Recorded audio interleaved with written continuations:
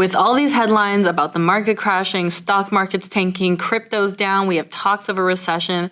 Is it a good time to buy a house right now, or should you wait until 2023? Let's talk about it. Hello, my name is vay.namae. I am a local realtor here in Renton, Washington. Being in the business for quite a few years now and a local Renton resident myself, I've had the opportunity to really analyze over the years what's been going on in our local market and take a look at, are these national headlines affecting us locally here in Renton, and is it still a good time to buy? And I've compiled this all into 3 key stats that I'm watching closely. So let's take a look about how these stats are going to play a vital role between now and next year. So the first key stat I'm watching is the length of time that homes are sitting on the market before selling. Coming off of last year, 2021, where a home would literally sell within 24 minutes of me putting it on the market with 14 other offers, and with rising interest rates as the Fed continues to battle inflation because we are heading towards a recession, this has slowed the demand for housing. There are less buyers in the market. And we have seen this interest rate shock cause some slowdown in the market, where it only took 7 days on average to sell a home in April. That average is now up to 13 days in August and September, which may seem like a small difference in average, and well-priced listings are still selling with multiple offers,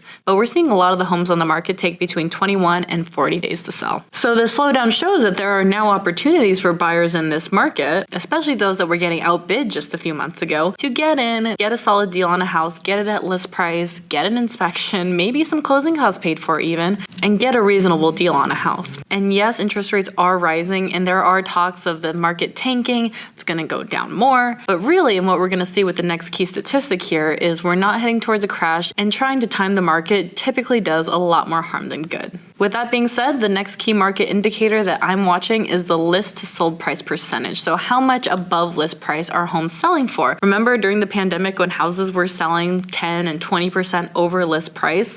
Yeah, back in April here in Renton, houses were selling for 112% of list price. Super competitive. And now here in August and September, we're seeing homes sell for about 100 to 101% of list price. So sellers are still getting pretty close to their list price, but that is a 10% tank in the average. So prices are stabilizing, they've adjusted to the risen interest rate, and we're not seeing any sharp downturns yet. And for the third key market indicator to look at when we're seeing if we should buy a house now or wait is the month supply inventory. Now this is the most important indicator that shows that we are not heading towards a downturn, which means if no other homes came on the market, how long would it take to run out of current inventory given the current buyer demand? So back in April, it would take less than a month to run out of houses for that buyer demand. Right now in August and September, we're staring down about 1.8 months of inventory, which is a solid increase, but here's why the market's not going to crash.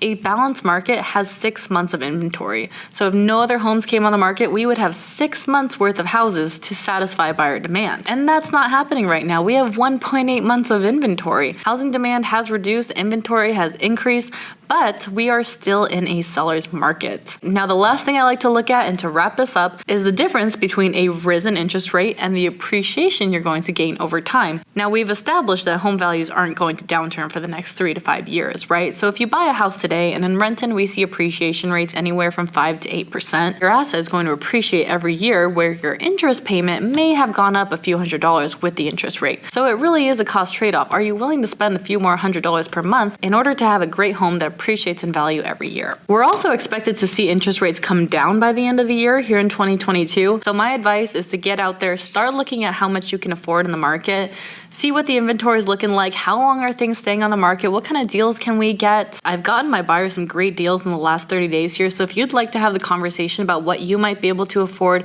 what you could get in this market, is it a good idea for you and your current situation? My contact info is below. I would love to have that conversation with you. Happy to help in any way I can. We have an off-market inventory of homes for you to view. Click the link below. You can text or call me directly, or you can pick a time for me to reach out to you at your convenience. If you're making a move to Renton, I'm happy to help in any way I can.